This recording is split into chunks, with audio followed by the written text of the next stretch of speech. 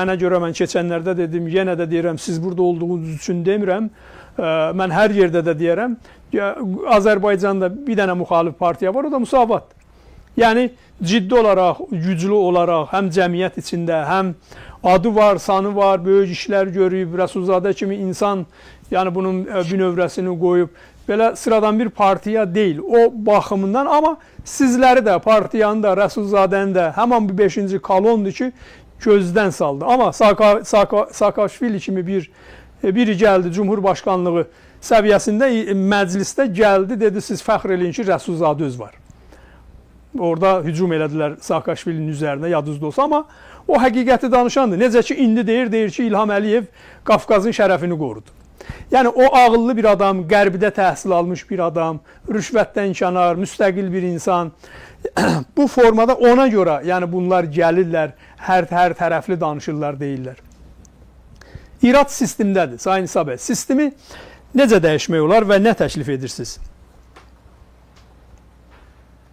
Cavad Bey, çox önəmli mövzuya toxunursunuz və geniş də bir şərh verdiniz. Mən çalışacağım çox qısa şəkildə öz fikrimi izah eləyəm. Yəni, Azərbaycan xalqı çox təcrübəli, çoxminillik tarixi olan müdrik bir xalqdır. Və bu xalq haqqın, ədalətin, ləyaqətin tərəfindədir. Bu xalq azadlığın tərəfindədir. Və bu xalq həmişə ilk imkanda azadlığa səs verib, ləyaqətə səs verib, ədalətə səs verib. Ötən əsrdə 1917-18-ci ildə fürsət yarandı. Rəsulzadə başda olmaqla Azərbaycan ziyalıları məsuliyyəti üzərlərinə götürdülər. Cəmiyyət o vaxt hələ o qədər də yetkin deyildi. Hələ cəmiyyət bir neçə 10 il idi ki, inkişaf eləməyə başlanmışdı müasir qaydada. Amma çox güclü bir ziyalı heyəti var idi. Müthiş bir ziyalı heyəti var idi. Və bu çox dəyərli, çox önəmli insanlar da Rəsulzadəni özlərinə lider seçərək çox ciddi addımlar atdılar. Müstəqillik istiqamətində addımlar atıldı. Şərq aləmində ilk demokratik cumhuriyyət quruldu. İlk parlamentli ölkə quruldu şərqdə. Azadlıqlar verildi. Və o zaman həmin şəraitdə Rəsulzadə hakimiyyəti, müstəqil hakimiyyət Qarabağın işğaldan qorunması üçün də çox önəmli işlər gördü. Digər sahələrdə çox önəmli işlər gördü. Mən indi uzatmaq istəmirəm, ancaq hər dəfə bu nümunəni çəkirəm ki, mən 2019-cu ildə Müsavat Partiyasının ikinci qurultayının irəli sürdüyü proqramlarla tanış oldum. Məsəl üçün, təhsil proqramı var. Mən gördüm ki, 1919-cu ildə, üzr istəyirəm, 1919-cu ildə Rəsulzadə başda olmaqla Müsavatın qəbul etdiyi təhsil proqramı bugünkü 2000-ci ilinki Azərbaycan müstəqil dövlətin təhsil qanunundan daha mükəmməldir, daha güclüdür, daha insanpərvərdir, daha ölkənin, xalqın, cəmiyyətin inkişafına yönəlibdir. Və 1920-ci ildə Rusiya Azərbaycanı işğal etdi. Bu azadlıqlar Azərbaycan xalqının əlindən alındı. Və 70 illik bir müstəmləkə dövrü oldu. 1980-ci illərdə Elçibəyin liderliyində xalq hərəkatı formalaşdı. Müstəqilliyimizi bərpa etdik. Mən demirəm ki, təkcə bizim hərəkat nəticəsində dünyada gedən proseslər var idi, SR-də gedən proseslər var idi. Amma SR-ni dağıdan da, müstəqil dövlətlərin formalaşmasına nail olan da xalqlar idi, SR xalqları idi. İlk növbədə 6 xalq idi. Baltik xalqları, 3 Baltik xalqı, Gürcüstan xalqı, Ukrayna xalqı və Azərbaycan xalqı. Və Azərbaycan xalqı bəlkə də həlledici addımlar attı müstəqillik üçün və SR-nin dağılmasında da həlledici rol oynadı.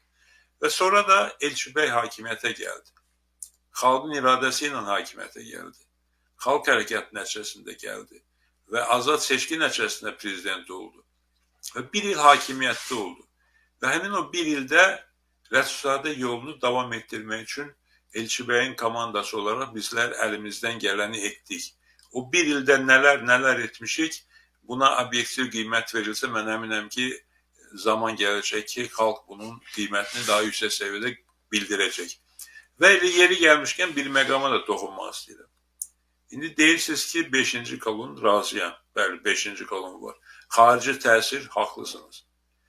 Bəs bizim dövrümüzdə yox idi bu 5-ci kolon. Xarici təsir yox idi. Təzyiqlər yox idi Elçibəy hakimiyyətinə. Biz müdafiəni qurmaq üçün zabit axtarırdıq. Zabitlərin hamısı Rusiyada yetişmiş zabitlər. İndiki kimi Türkiyədə, dünyanın müxtəlif azad ölkələrində yetişmiş zabitlərimiz yox idi. Ancaq Sovet dövründə, SSRİ-də, Rusiyada hərbi təhsil, təlim keçmiş zabitlər idi. Onların demək olar ki, hamısı bu və ya başqa şəkildə Rusiya ordusunun hərbi kəşfiyyatı var idi. GRU deyirdilər. Dəhşətli bir qurumdur. KGB-dən də çox pisliklər eləmiş, qəddar bir qurumdur.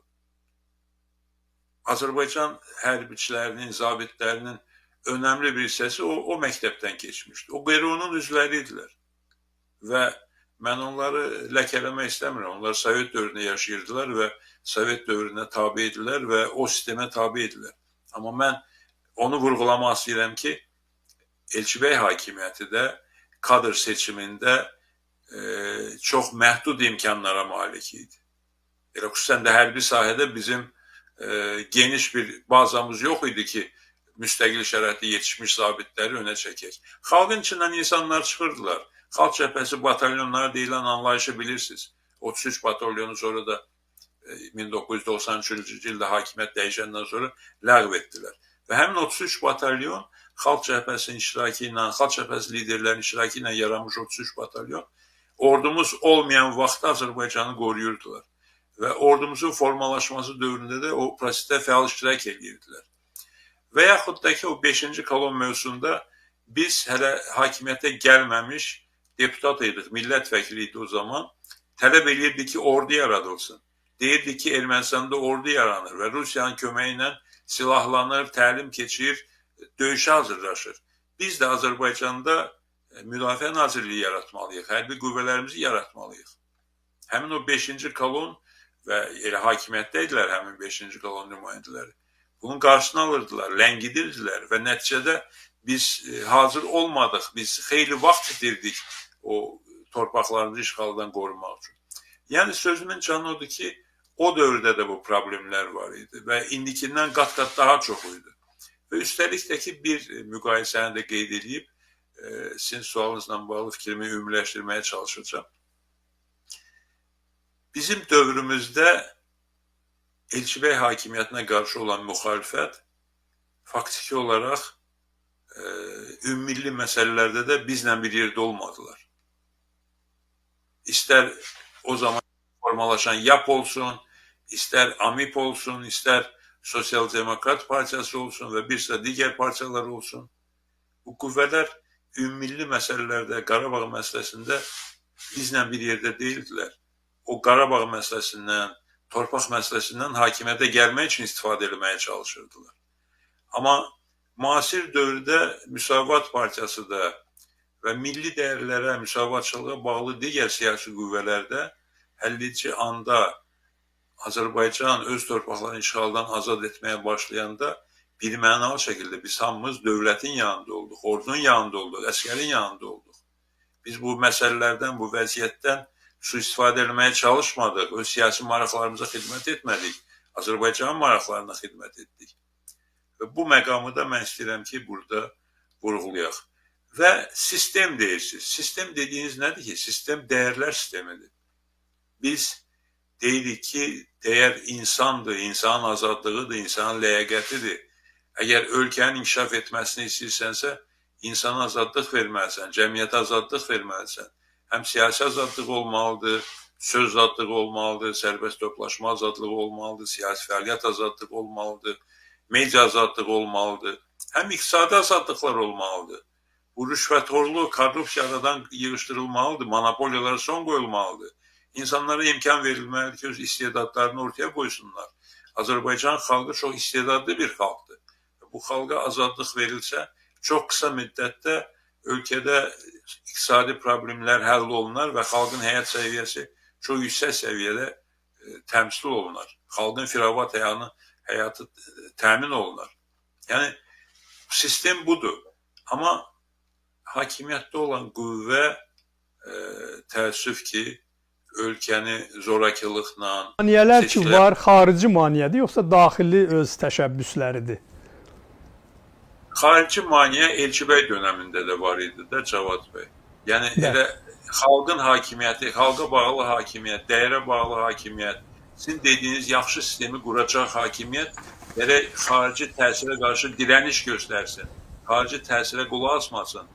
İndi 30 ildən sonra Ramiz Mehdiyev kimi adamlar 25-30 il dövlətin ən yüksək vəzifələrində olandan sonra onlar haqqında çox ehtiyatla, hətta dövlətin rəsmi strukturları mövqe ortaya qoymadan bir proses başladıblarsa, bu sürətlə bu proses nə qədər zamana davam edəcək. Və eyni zamanda bayaq Əjdər bəy də çox önəmli məqamlara toxundu. Yəni söhbət təkcə Ramiz Mehdiyevdən getmir və söhbət sizin şəkillərini bugün burada yerləşdirdiyiniz şəxslərlə bitmir. Bunların sayı hesabı yoxdur. Bunlar çoxdur. Bu öz-özünü bərpa edən, öz-özünü çoxaldan bir sistemdir. Xarici təsir. Yəni onların övladları, onların məktəbini keçən gənclər, onlar kimi düşünən gənclər, onlar kimi xarici mərkəzlərə bağlı olan gənclər var, şəxslər var.